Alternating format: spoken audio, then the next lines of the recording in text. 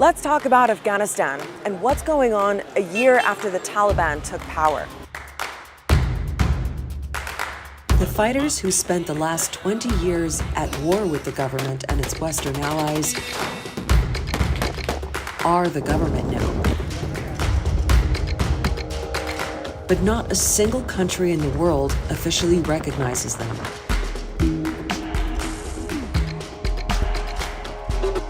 And all this change has created a massive economic shock that's affecting everyone. The state of economy in Afghanistan is very frightening. You've got international sanctions, a banking crisis, and big questions about the Taliban's plans to deal with it all, including whether they're up to the job. They do not have the expertise and they do not know what type of expertise they need. So what does this mean for people's everyday lives? And where is the country headed?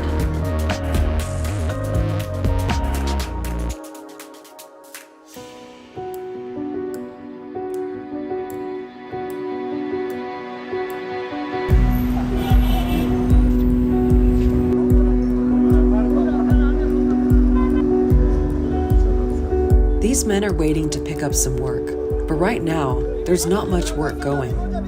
While we were filming, someone dropped off some bread, and their reaction says a lot.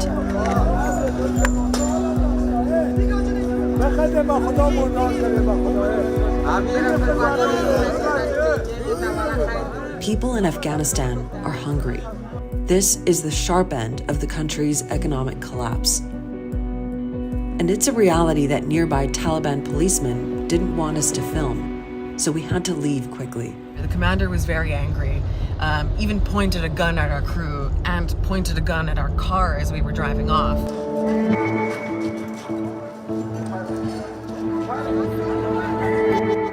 At this food distribution point in Kabul, people are waiting to get rations for the month or to register for aid.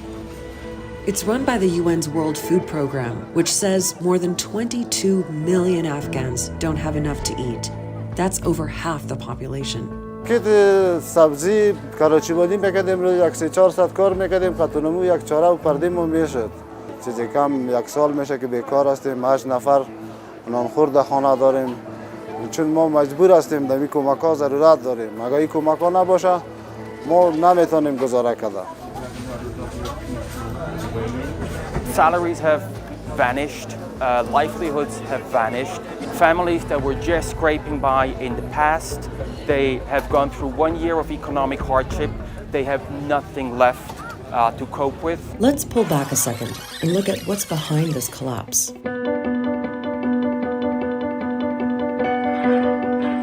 The trigger was the sudden change in power last year. In April, President Biden announced that all U.S. forces would be out by September. It's time for American troops to come home. Other countries with troops in Afghanistan followed the U.S. lead. The Taliban quickly started gaining territory, province by province, and by August 15th, they were in the presidential palace. That same day, President Ashraf Ghani fled.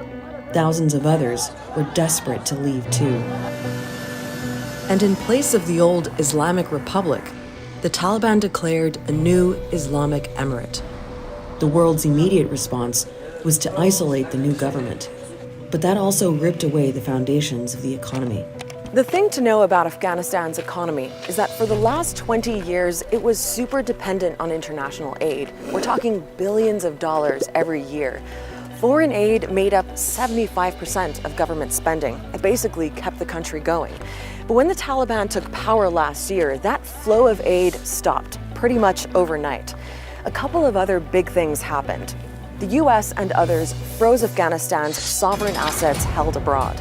And international sanctions meant the country was essentially cut off from the global financial system.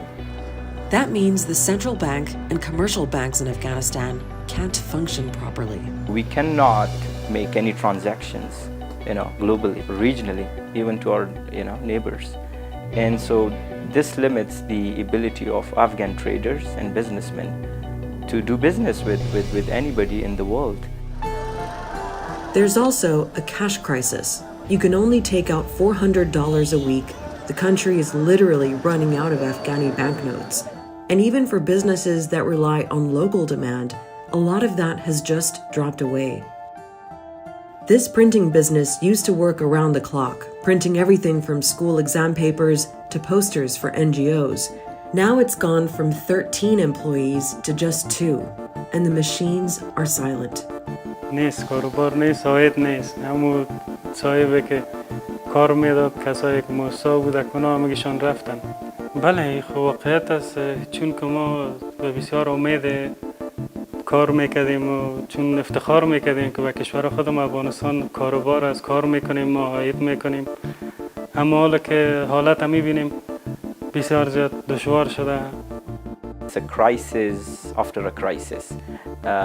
The Afghan economy was already recovering from COVID, the pandemic, the drought, and we were about to take off. Imagine a plan which just takes off, and then the pilots change and they want to change the entire engines of the plane. The Taliban are taking Afghanistan in a new direction, one that's based on their interpretation of Afghan culture and Islam. Some of the biggest changes have been the restrictions imposed on women and girls, restrictions that also have economic consequences. Women are being excluded from senior government jobs, and school for teenage girls has been suspended in almost all provinces. A recent UN report highlighted that under the Taliban, women and girls have been subjected to severe restrictions on their human rights, resulting in their exclusion from most aspects of everyday and public life. For many countries, protecting the rights of women and girls is a red line. The issue has become an obstacle in the Taliban's relationship with the outside world, and it means the Taliban are struggling to get the kind of international financial support that the country needs. How often does the issue of women's rights come up in your negotiations? It is always one of the main points of our discussions. We try to balance it in terms of try to get them to understand that we have different values, that we have different religious beliefs, and our society operates on a different level than that of the United States or the Western Hemisphere. But not all Afghans share the Taliban's version of what Afghan values are, and many worry that their approach is setting the country back. The momentum of past 20 years, the progress thinking within Afghanistan, the economical development, the infrastructure, the linkages that Afghanistan got in past 20 years with the rest of the world, with the integration that Afghanistan got with the international community, they have been losing all those areas, and that has been creating a lot of worry on the ground. It is creating a lot of worry within the Afghan people. To reach or even catch up with the pace that the world is progressing, we need a lot of expertise and we need a lot of capacity. And the key for that is education. So education becomes really, really important. If we're going to stop people to go to school, especially women and girls, I think that's going to create a lot of other problems for us.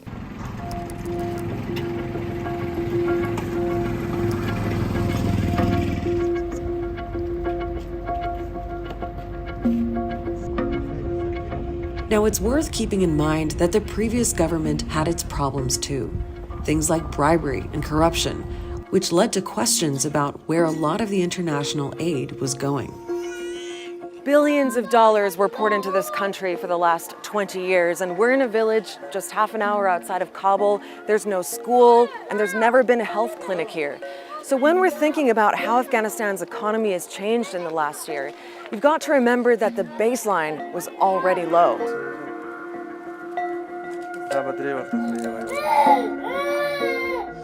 This mobile clinic, funded by Care International, only started up a few months ago.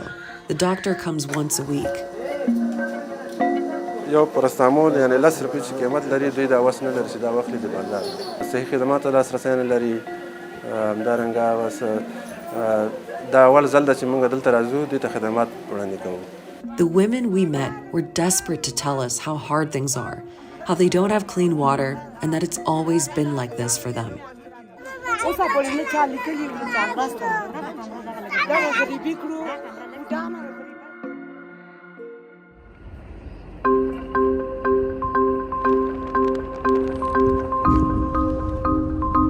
So faced with all these problems, what are the Taliban actually doing? Well, right now, they really need money, fast, to run the country and make up for some of that lost foreign aid. So for example, they're tapping into Afghanistan's natural resources and trying to boost trade with neighboring countries like Pakistan, trade they can tax. We're in the province of Bamyan, and these trucks are headed to the capital, Kabul. And right here, you've got two of the biggest sources of revenue for this Taliban government. You've got coal, which is probably going to be exported to Afghanistan's neighbors, and the trucks themselves, which are going to go through customs checkpoints. And the taxes collected there are another major earner. These are the sectors that the Taliban frequently highlight as examples of how they're getting a grip on things.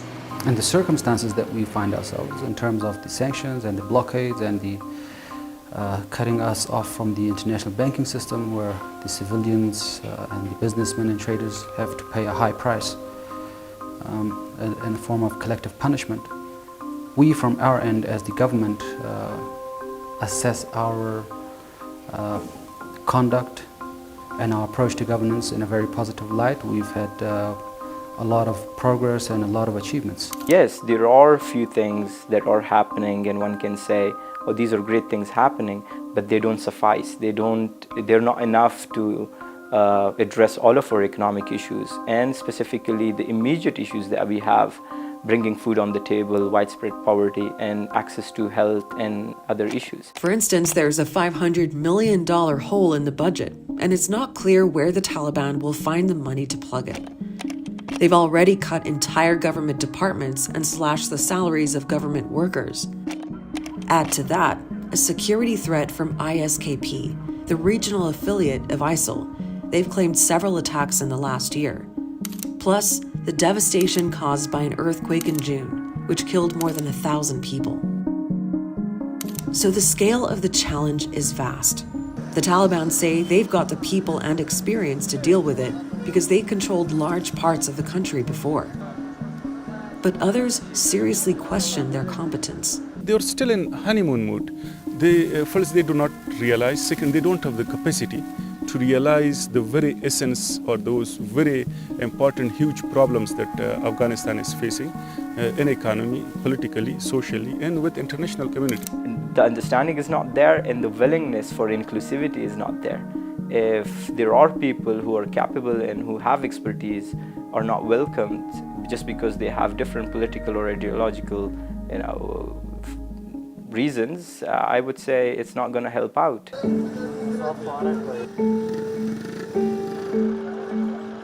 Now, something else we should clear up is that despite the sanctions, hundreds of millions of dollars in emergency aid is still reaching Afghanistan, including from the US, which has granted sanction exemptions for humanitarian aid. But that's aid to help keep people alive. Helping people to actually prosper, that's going to take so much more. We need a partnership with the global community, international community, that can actually take Afghanistan into its sustainable path. That kind of cooperation, at least with the West, still looks far off, and things just got even more complicated. At my direction, the United States successfully concluded an airstrike in Kabul, Afghanistan that killed the Emir of Al-Qaeda, Ayman al-Zawahiri.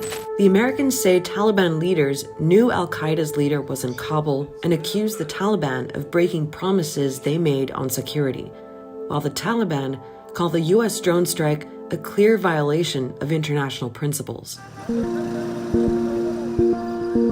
Rebooting a relationship after 20 years of fighting was never going to be easy.